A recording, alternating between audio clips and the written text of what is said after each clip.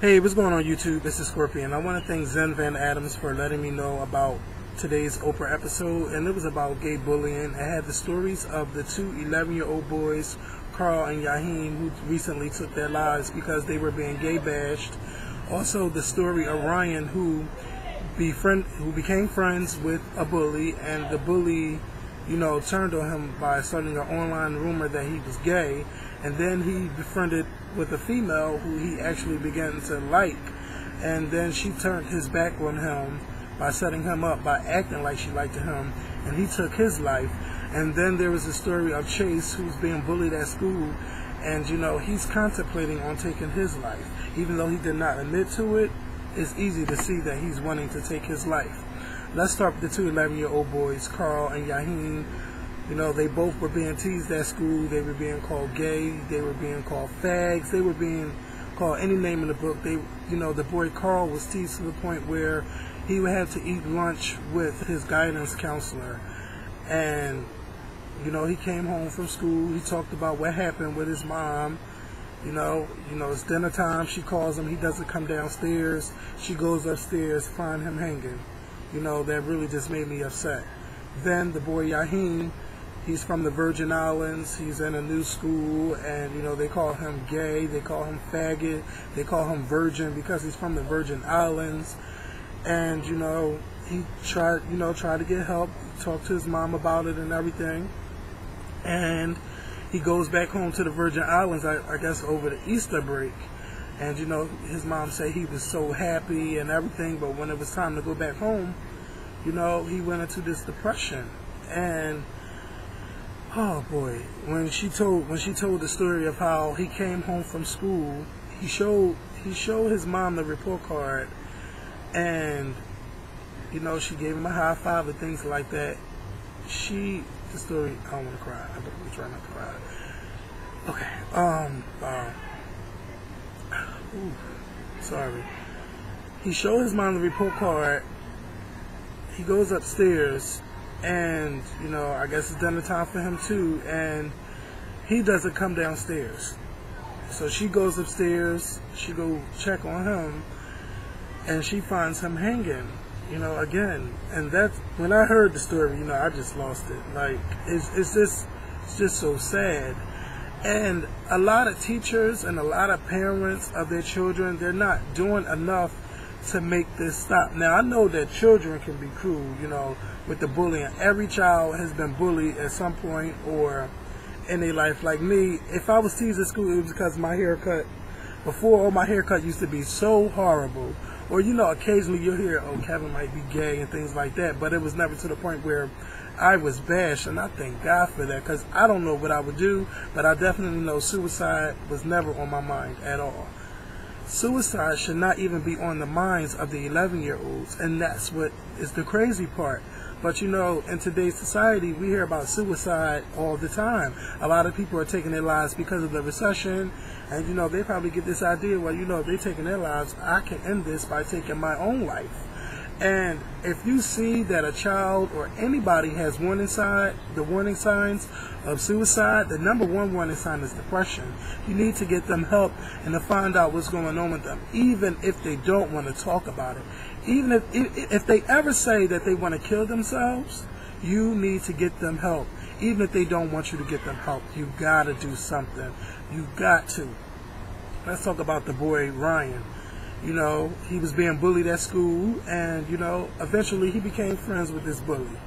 And the bully went online and said that he was gay, and then everybody started sending the boy emails. And, he would never tell his parents what was going on because he thought that he was strong enough to deal with this.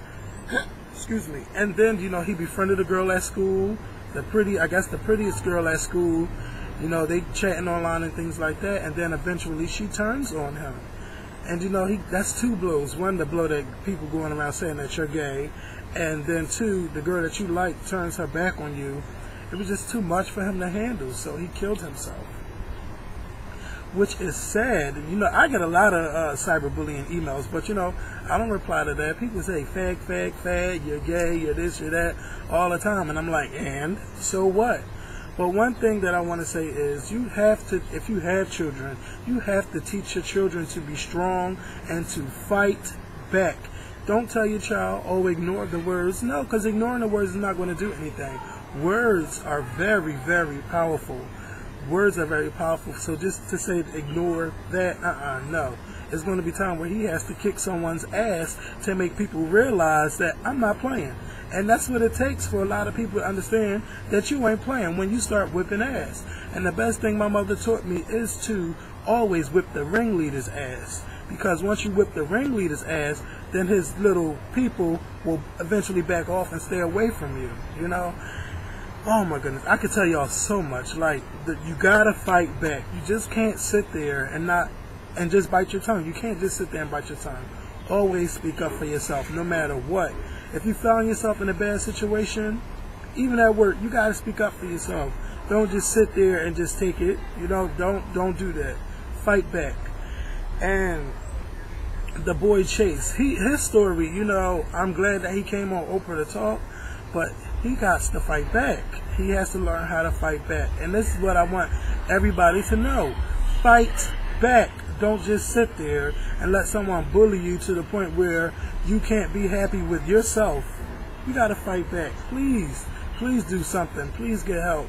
And you know, another thing is these teachers and these counselors and the principals of these schools, they need to do a zero tolerance bullying policy where, you know, you sit down with both the parents, the student, and then the one that's being bullied, and you let them know if your child keeps messing with this child, or if he sends anyone to mess with this child, he will be, you know, expelled from school, or he has to go to a new school. He's no longer welcomed here. You know, you got to put your foot down on these people. You got to. You know, you got to. It's just sad that people want to take their lives over what other people are saying about them. We got to get them help, and we got to get them to fight back too. And another thing, if you are gay out there, something that my mom always said, whatever you decide to be in life, you be the best. Don't half-ass it. Be the best. So if you're going to be gay, be the best gay man out there. If you're going to be a basketball player, be the best basketball player. If I'm going to be a YouTuber, I'm going to try to be the best YouTuber out there. And I want to say thank you so much to Zim Van Adams for telling me to watch this episode, because, you know, I learned a lot in this episode. And, you know, it's just crazy. Children, to all my teenagers out there, don't let anybody walk over you. Stand up for yourself. You have to stand up for yourself, or people are always going to walk over you because you're going to be an easy target. They're going to say, oh, he's not going to fight back. He's not going to do anything. But if you was an ass kicker, I bet you won't get fucked with. I'll tell you that right now. Please, again, if you see warning signs of suicide in anybody, please get them help. If you want to learn the warning signs, you can go to www.suicide.org. This video also will be attached to my suicide video where I talked about the warning signs. So I encourage you to please watch that video and, you know, leave some comments on this video, and I'll talk to y'all soon. Peace.